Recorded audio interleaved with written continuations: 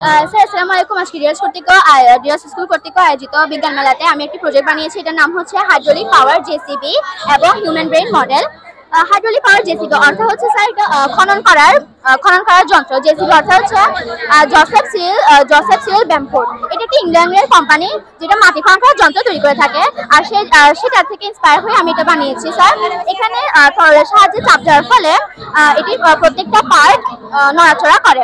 এখানে একটি সূত্র ব্যবহার করা হয়েছে, প্যাসকেলের একটি সূত্র ব্যবহার করা হয়েছে, যেটা হচ্ছে pressure is equal to force divide by area. এটা হচ্ছে হিউম্যান ব্রেইন মডেল।